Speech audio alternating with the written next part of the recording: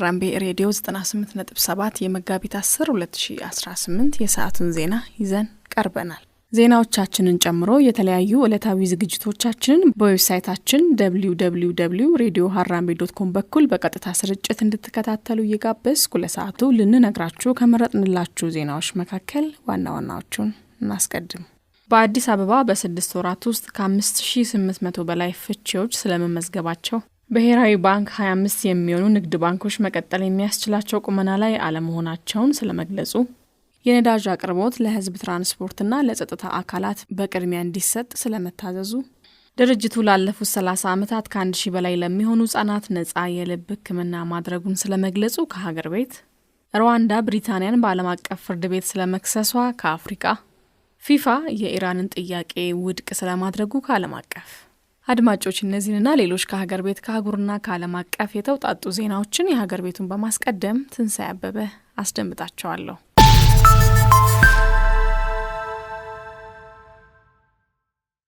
ብሔራዊ ባንክ 25 የሚሆኑ ንግድ ባንኮች መቀጠል የሚያስችላቸው ቁመና ላይ አለመሆናቸውን ገለጸ። በሀገሪቱ ካሉት 31 የንግድ ባንኮች ውስጥ 25ቱ አሁን ባለው ከባድ የገበያ ውድድር ውስጥ መቀጠል ስለማይችሉ ተዋህደው ጠንካራ ባንኮችን መፍጠር ብቸኛው አማራጭ መሆኑን ብሔራዊ ባንክ ገልጿል። ብሔራዊ ባንክ ይህንን የገለጸው የባንክ ኢንዱስትሪውን የገመገመበትና የፋይናንስ መረጋጋት ይፋ ባደረገው ሪፖርቱ ላይ ነው። ሪፖርቱ እንደሚገልጸው አጠቃላይ የኢትዮጵያ የባንክ ዘርፍ በኢትዮጵያ ንግድ ባንክ ዙሪያ የተከማቸ ሲሆን ሌሎቹ ንግድ ባንኮች በንግድ ባንክ ጥላ ስር እያነሱ በመሄድ ላይ በመሆኑ ሌላ አማራጭ ማማተር ግዴታ እየሆነ መምጣቱን ገልጿል። በዚህም ምክንያት ትናንሾቹ ባንኮች በመዋሃድ መጠንከር አለባቸው ሲል ብሔራዊ ባንክ በሪፖርቱ አሳስቧል። ብሔራዊ ባንክ ይፋ ባደረገው ሪፖርቱ 31ዱን ባንኮች ለ3 የከፈለ ሲሆን እነዚህም ትልቅ፣ መካከለኛና ትንሽ ባንኮች ብሏቸዋል። ብቸኛው ትልቅ ባንክ የኢትዮጵያ ንግድ ባንክ ሲሆን ከአጠቃላይ የኢትዮጵያ የባንክ ዘርፍ ውስጥ ያለው የገበያ ድርሻ ካለፈው ዓመት ጀምሮ በማደግ 50% አድርሷል። በመካከለኛ ዘርፍ 5 ባንኮችን ያስቀመጠ ሲሆን እነሱም ከባንክ ዘርፍ ውስጥ ያላቸው የገበያ ድርሻ 29% ነው። ቀሪዎቹ 25 ባንኮች ትንሽ ተብሎ የተመደቡ ሲሆን ከባንክ ዘርፍ ያላቸው የጋራ ገበያ ድርሻም 22% ብቻ ስለመሆኑ ተመላክቷል።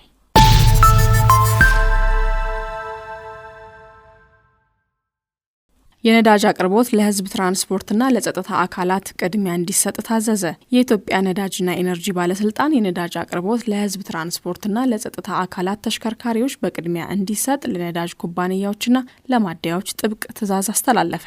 ባለስልጣኑ ትናንት ረቡዕ መጋቢት 8 ቀን 2018 ባወጣው መመሪያ ነዳጅ ማደያዎች ከተፈቀደው ውጪ ተጨማሪ ሳልቫቲዮ ወይም የነዳጅ ታንከር አስገጥመው የሚመጡ ተሽከርካሪዎችን ለጸጥታ አካላት እንዲጠቁሙ አሳስቧል። ይህ ውሳኔ የተላለፈው በአሁኑ ወቅት የሚታየውን የነዳጅ ወረፋ ተከትሎ የህዝብ ትራንስፖርት አገልግሎት እንዳይስተጓጎል ለማድረግ መሆኑ ተገልጿል። ለነዳጅ አቅርቦቱ መስተጓጎልና ለዋጋው መናር በምክንያትነት የተጠቀሰው 3ኛውን ሳምንት የያዘው የኢራን ጦርነት ነው። ጦርነቱን ተከትሎ የ1 በርሜል ድፍድፍ የነዳጅ ዋጋ $103 በላይ ተመዝግቧል። መንግስት ካለፈው ሳምንት ጀምሮ የነዳጅ አቅርቦት መስተጓጎል ሊያጋጥም እንደሚችል ቅድመ ማስጠንቀቂያ ሲሰጥ የነበረ ሲሆን አሁን የተላለፈው መመሪያም የችግሩን ተጽዕኖ ለመቀነስ ያለመ መሆኑ ተመላክቷል።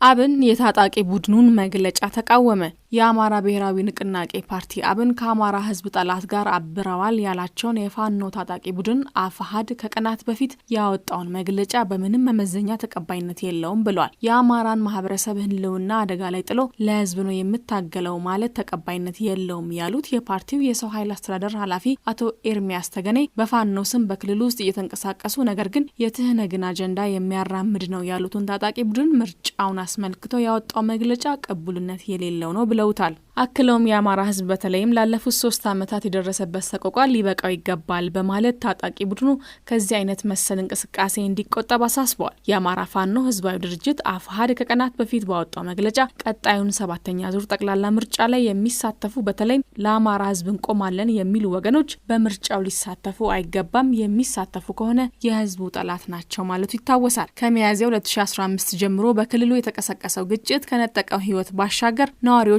መራር መከራና ተስፋ መቁረጥ ውስጥ እንዲገቡ ማድረጉ ይነገራል። በሌላ በኩል የክልሉን መንግስት ጨምሮ አንዳንድ አካላት የክልሉ ጸጥታ ሁኔታ ሰላም መሆኑንና ህዝቡም ወደ ቀደመ የዕለት ተዕለት ተግባሩ መመለሱን ሲናገሩ ይደመጣል።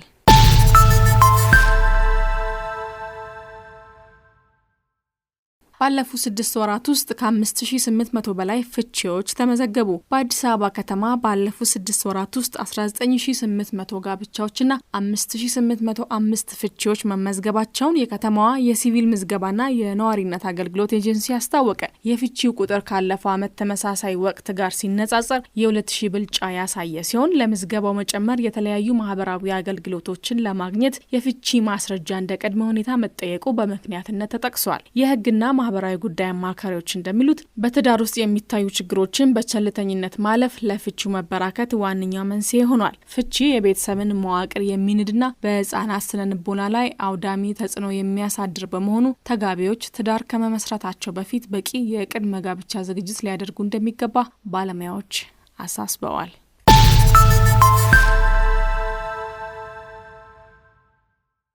ወቅቱን ያልጠበቀ ዝናብ በኦሞ ኩራዝ ቁጥር 3 ፋብሪካ ላይ የምርት መቋረጥ አስከተለ። የኦሞ ኩራዝ ቁጥር 3 ፋብሪካ ወቅቱን ባልጠበቀ ዝናብ ምክንያት ስኳር የማምረት ስራውን በጊዜያዊነት ማቋረጡን የኢትዮጵያ ስኳር ኢንዱስትሪ ግሩፕ አስታውቋል። ዝናቡ አገዳን ወደ ፋብሪካ ለማጓጓዝ እንቅፋት ቢሆንም ተከላና የእንክብካቤ ስራዎች ግን ሳይስተጓጎሉ መቀጠላቸው ተገልጿል።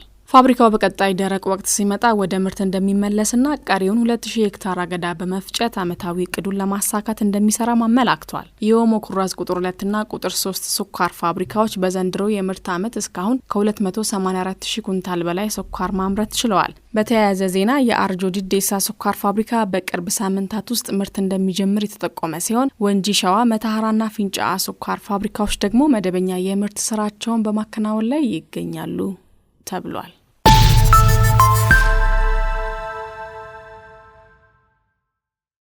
ድርጅቱ ላለፉት 30 ዓመታት ከ1000 በላይ ለሚሆኑ ህጻናት ነጻ የልብ ህክምና ማድረጉን ገለጸ። ሴቭ ቺልድረን የተሰኘው የእስራኤል ድርጅት በኢትዮጵያ በልብ ህክምና ላለፉት 30 ዓመታት ያከናወናቸውን ስራዎች ሲያከብር ለ1000 ህጻናት ህክምና መስጠቱን ገልጿል። በተፈጥሮ የልብ መጥበብ ችግር፣ የልብ ክፍተት እንዲሁም ከአፈጣጠር ጋር የተያያዙና ተደራራቢ የልብ ችግሮችን ያካተቱ ህክምናዎችን ሀገራችን ካለው በኢትዮጵያ የልብ ህሙማን መርጃ ማዕከል ጋር በመሆን መስጠቱን ገልጿል። በዚህም በቅርቡ ከድርጅቱ ጋር በመሆን ለ15 ህጻናት ነጻ ህክምና ለመስጠት አስቦ ለ7 ህጻናት ህክምናውን እየሰጠ እንደሚገኝ ገልጿል። በዚህም ለህክምናው ይረዳ ዘንድ በእስራኤል የሰለጠኑ 3 ሐኪሞች ሙሉ የህጻናት ቀዶ ጥገናውን እየመሩት እንደሚገኙ ለማወቅ ተችሏል። የተቋሙን የስራ አፈጻጸም አስመልክተው አስተያየታቸውን የሰጡት በኢትዮጵያ የእስራኤል አምባሳደር ዶክተር አብርሃም ንጉሴ በበኩላቸው መንግስታዊ ያልሆነው የእስራኤል ድርጅት ላለፉት 3 አስርት ዓመታት የህጻናት ልብ ሲታደግ መቆየቱን እንደ መልካም አጋጣሚ እንደሚቆጥሩት አስገንዝበዋል። አምባሳደሩ ሀገራቸው ባለችበት ውስብስብ የሰላም ሁኔታ ውስጥ ብትሆንም በዚህ ረገድ ድጋፎች ማድረግ መቀጠሏንና እስራኤል ከኢትዮጵያ ጋር ያላትን ግንኙነት በትብብርና በመደጋገፍ እንደሚቀጥል አጽንኦት ሰጥተዋል። አድማጮቻችን ዜናዎችን እያደመጣችሁ የምትገኙት ከሀራምቤ ሬዲዮ 98.7 ነው። አሁን ደግሞ ከአህጉራችን አፍሪካ ወደ ያዝናቸው ዜናዎች እናልፋለን።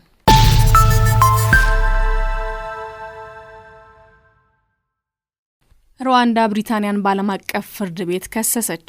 የቀድሞ የብሪታንያ መንግስት ስደተኞችን ወደ ሩዋንዳ ለማጋዝ ከኪጋሊ ባለስልጣናት ጋር አድርጎት የነበረው ስምምነት የፍርድ ቤት ክርክር ማስነሳቱን ተከትሎ ሀገሪቱ ክስ ማቅረቧ ተሰምቷል። ሩዋንዳ ስምምነቱ ከመሰረዙ በፊት ላለፉት 2 ዓመታት ለሰጠውት አገልግሎት የሚገባኝን 100 ሚሊዮን ፓውንድ አልተከፈለኝም በሚል ብሪታንያን በኔዘርላንድ ዘ ሄግ በሚገኘው ዓለም አቀፍ ፍርድ ቤት ከሳለች። የብሪታንያው ጠቅላይ ሚኒስትር ኬር ስታርመር ባለፈው ሐሙስ ወር ስልጣን በያዙ ማግስት አወዛጋቢውን የስደተኞች ስምምነት ቃለት መሆኑን ገልጸው ሰርዘውታል። የሩዋንዳ ፍትህ ሚኒስቴር አማኑኤል ኡጊራሽ ቡጃ ሀገራቸው ብሪታንያን በመክሰሷ ብታዝንም መብቷ ሲጣስ ግን ክስ ከመመስረት ውጪ ሌላ አማራጭ አልነበራትም ሲሉ ለፍርድ ቤቱ ተናግረዋል።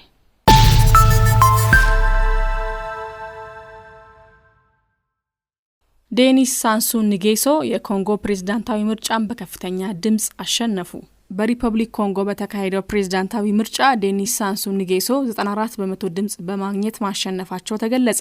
የአሜሪካ ህብረትና የማዕከላዊ አፍሪካ ሀገራት የኢኮኖሚ ማህበረሰብ ታዛቢዎች ቡድን ምርጫው ግልጽነት ባለው የድምጽ ቆጠራና በሚስጥራዊ የድምጽ አሰጣጥ ሂደት የተከናወነ ተአማኒ ምርጫ መሆኑን አውጀዋል። የታዛቢ ቡድኑ መሪና የቀድሞ የጋና ፕሬዝዳንት ናና አኩፎ አዶ ምርጫው በደህንነትና በዝግጅት ረገድ አጥጋቢ በሆነ ሁኔታ መጠናቀቁን ገልጸዋል። የሀገሪቱ ህገ መንግስታዊ ፍርድ ቤትም እስከ መጋቢት መጨረሻ ድረስ ውጤቱን መርምሮ ያጸድቃል ተብሎ ይጠበቃል።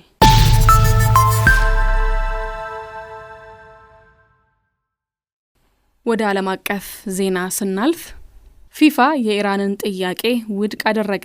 በአሜሪካ እስራኤልና ኢራን መካከል የሚካሄደውን ጦርነት ተከትሎ ተጫዋቾቼ ከአሜሪካ ወደ ሜክሲኮ ይዘዋወሩልኝ በማለት ኢራን ያቀረበችውን ጥያቄ ፊፋ ውድቅ አድርጎታል። ፊፋ ቀድሞ በወጡ መርሃ ግብሮች መሰረት ውድድሮቹ ይካሄዳሉ ብሏል። ጦርነቱ ከተቀሰቀሰ በኋላ ኢራን በዓለም ዋንጫው ላይ ለሚኖራት ተሳትፎ ጥያቄ ምልክት ውስጥ ቢሆንም ብሔራዊ ቡድኑ የዛሬ ሳምንት በማህበራዊ ሚዲያ ባጋራው መልእክት የኢራንን ብሔራዊ ቡድን ከዓለም ዋንጫ ማንም አያስቀረውም ብሏል። ብሔራዊ ቡድኑ ይህንን መልእክት ያስተላለፈው ዶናልድ ትራምፕ ኢራን ጨዋታዎቿን ለማድረግ ወደ አሜሪካ መምጣት እንደምትችል ገልጸው ለራሳቸው ሕይወትና ለደህንነት ሲባል ግን መገኘታቸው ተገቢ ነው ብዬ አላምንም የሚል አወዛጋቢ አስተያየት ሰጥተዋል። አድማጮች፣ የዚህን ዜና ዝርዝር ባልደረባችን ትዕግስት ወርቅነህ እንደሚከተለው ታስደምጠናለች።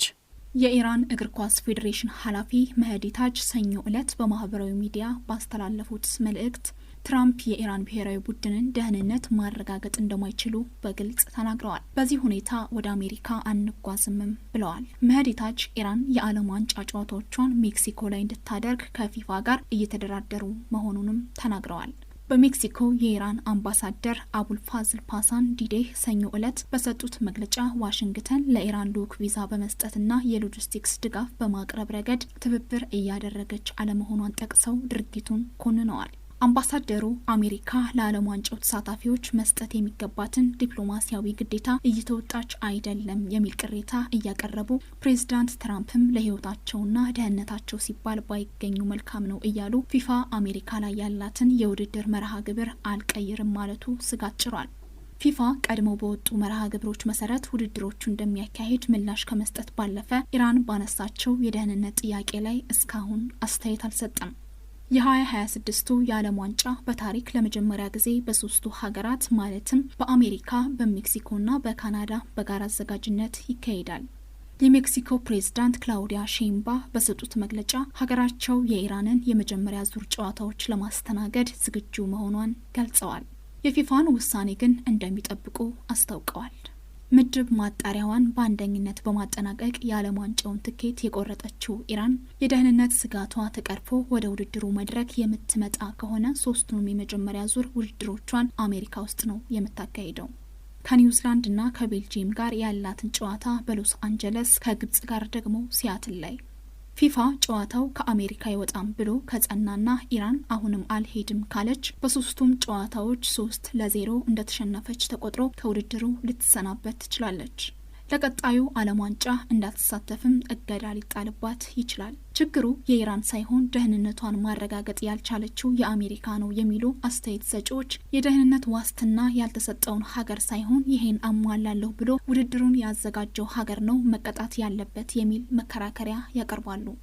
በአውሮፓውያኑ አቆጣጠር በ1974ቱ የዓለም ዋንጫ ማጣሪያ ከቺሊ ጋር የምትገናኘው ሶቪየት ህብረት ለተጫዋቾቼ ደህንነት ሰጋለሁ በማለቷ ልኡካን ቡድኗን ወደ ሳንቲያጎ ሳትልክ ትቀራለች። ሩሲያ በወቅቱ ያቀረበችው ምክንያት አሳማኝ ቢሆንም ሊቀበላት የቻለ አልነበረም። ቺሊ ውስጥ በተካሄደው ወታደራዊ መፈንቅለ መንግስት የተፈጠረው አለመረጋጋት እንኳንስ ባህር አቋርጦ የሚመጣን እንግዳ ደህንነት ሊጠብቅ ይቅርና የሀገሪቱን ሰላም ማረጋገጥ እንኳን አልቻለም። ፊፋ ግን ሶቪየት ህብረት ወደ ቺሊ ባለመሄዷ ከውድድሩ አገዳት። ቺሊም ያለምንም ተቃዋሚ በፎርፌ ማጣሪያውን አለፈች። ፊፋ ይህንን ስህተት ይደግማል ተብሎ አይጠበቅም። እንደውም አንዳንዶች አሜሪካ ደህንነቱን ማረጋገጥ ካልቻለች ፊፋ በህግ አግባብ ውድድሩን ወደ ሜክሲኮ የማዛወር ሙሉ መብት ይኖረዋል የሚል አስተያየት ይሰጣል።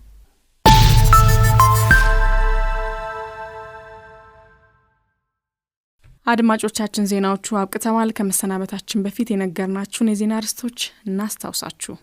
በአዲስ አበባ በ6 ወራት ውስጥ ከ5800 በላይ ፍቺዎች ስለመመዝገባቸው፣ ብሔራዊ ባንክ 25 የሚሆኑ ንግድ ባንኮች መቀጠል የሚያስችላቸው ቁመና ላይ አለመሆናቸውን ስለመግለጹ፣ የነዳጅ አቅርቦት ለህዝብ ትራንስፖርትና ለጸጥታ አካላት በቅድሚያ እንዲሰጥ ስለመታዘዙ፣ ድርጅቱ ላለፉት 30 ዓመታት ከ1000 በላይ ለሚሆኑ ህጻናት ነጻ የልብ ሕክምና ማድረጉን ስለመግለጹ ከሀገር ቤት፣ ሩዋንዳ ብሪታንያን በዓለም አቀፍ ፍርድ ቤት ስለመክሰሷ ከአፍሪካ፣ ፊፋ የኢራንን ጥያቄ ውድቅ ስለማድረጉ ከዓለም አቀፍ። አድማጮቻችን ለሰዓቱ ያዝናቸው ዜናዎች እነዚህን ይመስሉ ነበር። ዜናዎቻችንን ጨምሮ የተለያዩ ዕለታዊ ዝግጅቶቻችንን ከመደበኛው የሬዲዮ ሞገዳችን በተጨማሪ በዌብሳይታችን www.radioharambe.com በኩል በቀጥታ ስርጭት እንድትከታተሉ እየጋበዝኩ እኔ ከወዲሁ እሰናበታለሁ። ከቀሪ የሀራምቤ ሬዲዮ ዝግጅቶች ጋር መልካም ጊዜ ይሆንላችሁ።